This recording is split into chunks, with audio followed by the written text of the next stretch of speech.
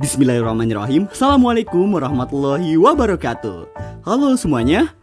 Perkenalkan, nama saya Muhammad Ridho. Di video ini saya akan mengajak kalian untuk tahu bagaimana Indonesia itu sebagai negara hukum. Nah, sebelum itu tapi saya akan ngasih tahu nih, kalau video ini disusun oleh kelompok 4, yaitu Nama saya, Assalamualaikum warahmatullahi wabarakatuh. ada Nazwa, ada Prilly, ada Putri, Afrilia, juga saya, Ridho. Nah, tentu kami juga dari mahasiswa dan mahasiswi Universitas Pamulang, Prodi Sastra Indonesia semester 2. Oke, tidak perlu lama-lama lagi. Gas saja, silahkan menyaksikan. negara hukum ialah negara dari perspektif teori klasik didefinisikan sebagai masyarakat yang sempurna. Sebuah bangsa pada dasarnya adalah masyarakat yang lengkap dan anggotanya mematuhi aturan yang ditetapkan. Ide negara hukum di Indonesia telah diusung hampir 1 abad oleh Cipto Mangunkusumo dan sahabatnya. Misalnya gagasan bahwa Indonesia, Hindia Belanda memiliki parlemen, otonomi, dan hak-hak politik rakyat diakui dan dihormati. Dengan demikian, cita-cita negara hukum yang demokratis telah lama dipikirkan secara matang oleh bangsa Indonesia. Cita-cita negara hukum yang demokratis pertama kali diajukan dalam proses sidang Badan Penyelidikan Kemerdekaan Indonesia atau BPUPKI. Gagasan dan konsep Undang-Undang Dasar dibahas oleh anggota BPUPKI mulai dari tanggal 28 Mei 1945 sampai 17 Juli 1945 melalui sesi-sesi sidang tersebut. Konsep negara hukum oleh Muhammad Yamin. Indonesia sebagai negara hukum dan prinsip-prinsipnya. Indonesia adalah salah satu negara hukum di mana semua pemerintahan dan masyarakat didasarkan pada aturan.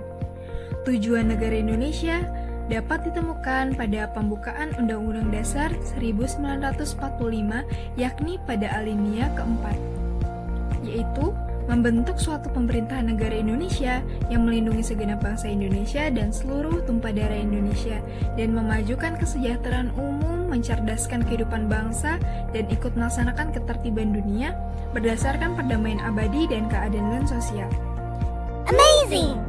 Juga pada bunyi pasal 1 ayat 3 Undang-Undang Dasar 1945 bahwa Indonesia adalah negara hukum.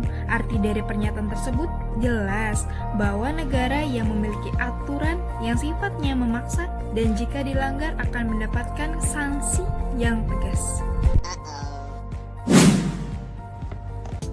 Jimli Hasidiki mengungkapkan tentang prinsip negara hukum, yaitu A. Penegakan pada hukum, B. Adanya kesamaan hukum, C. Hukum yang dilakukan dengan proses yang baik dan benar, D.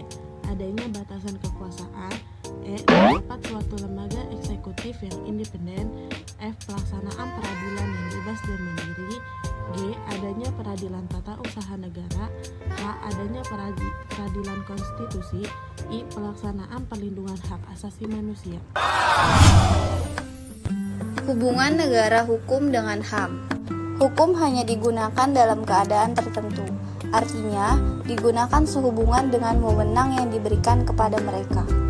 Friedrich Julius Tahi mengemukakan 4 unsur Rechtsstaat dalam arti klasik, yaitu A. Adanya hak asasi manusia, B. Trias politikal, adanya pemisahan dan pembagian kekuasaan, C. Menjalankan pemerintahan berdasarkan peraturan yang ada, pemerintah berdasarkan peraturan-peraturan Wetmatigheid van Bestuur. D. Memiliki peradilan administrasi jika terdapat perselisihan. Menurut hukum, hak asasi manusia merupakan faktor utama yang perlu dilindungi. Konsep negara hukum ini menjamin hak asasi manusia. Salah satunya adalah hak atas kebebasan berekspresi. Undang-Undang Nomor 39 Tahun 1999 tentang Hak Asasi Manusia ditegaskan bahwa HAM merupakan seperangkat hak yang melekat pada hakikat dan keberadaan insan menjadi makhluk Tuhan yang Maha Esa dan merupakan anugerahnya yang harus dihormati. dijunjung tinggi dan dilindungi oleh negara, hukum, pemerintah, dan setiap orang demi kehormatan dan perlindungan harkat dan martabatnya.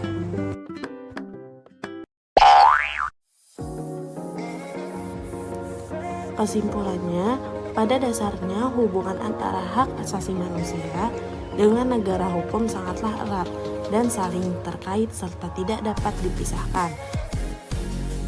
Karena adanya hukum yang melindungi hak asasi manusia, karena perilaku warga negara Indonesia berlandaskan pada hukum yang berlaku. Menunggu hujan berhenti, hancur